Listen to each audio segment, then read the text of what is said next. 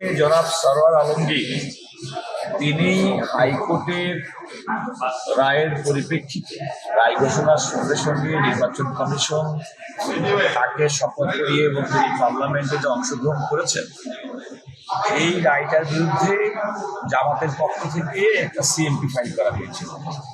সেই সিএমপিতে একটা অন্তর্বর্তীকালীন আদেশ চাওয়া হয়েছিল যেন সরওয়ার আলমগীর সাহেব আর এমপি হিসেবে ফাংশন করতে না পারে। তো সেটা নিয়ে শুনানি হলো।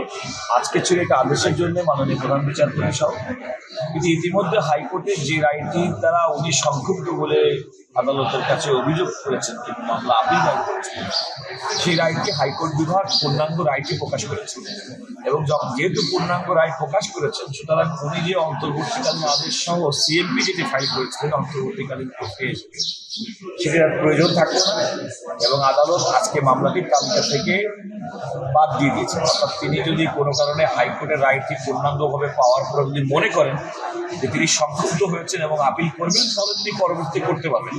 কিন্তু বর্তমানে এই মামলাটি অর্থাৎ জনাব সরওয়ার আলমগীর পার্লামেন্ট হিসেবে এমপি হিসেবে উনি যে দায়িত্ব গ্রহণ করেছেন, শপথ গ্রহণ করেছেন, পার্লামেন্টে যোগদান করেছেন এবং সেটা অব্যাহত থাকবে। আর যদি জামাতের প্রার্থী যিনি তার সঙ্গে নির্বাচন করে পরাজিত হয়েছেন তিনি যদি হাইকোর্টের রায়টি পূর্ণাঙ্গ রায়টি দেখে যদি দেখেন যে সংক্ষুব্ধ হওয়ার মতো কিছু আছে তাহলে তিনি আপিল করবেন এবং পরবর্তীতে অ্যাজ ইউজুয়াল শুনানি হবে যে লিভ গ্রান্ট হবে কিনা, আলটিমেটলি হবে কিনা।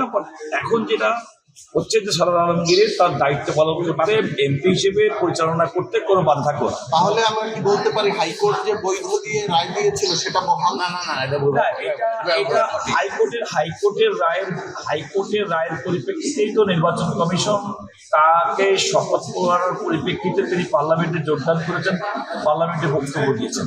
যতক্ষণ পর্যন্ত হাইকোর্টের এই রায়টির বিরুদ্ধে কেউ আপিল না করছেন এবং আপিল করলেই হবে না, সর্বোচ্চ আদালতে যদি আপিল করেন এবং আপিল আদালত যদি কোনো স্থগিতাদেশ দেন তাহলেই বলা যাবে যে হাইকোর্টের রায়টি কার্যকর নেই। তাহলে যতক্ষণ পর্যন্ত না হচ্ছে ততক্ষণ তো অবশ্যই হাইকোর্টের রায়টি কার্যকর।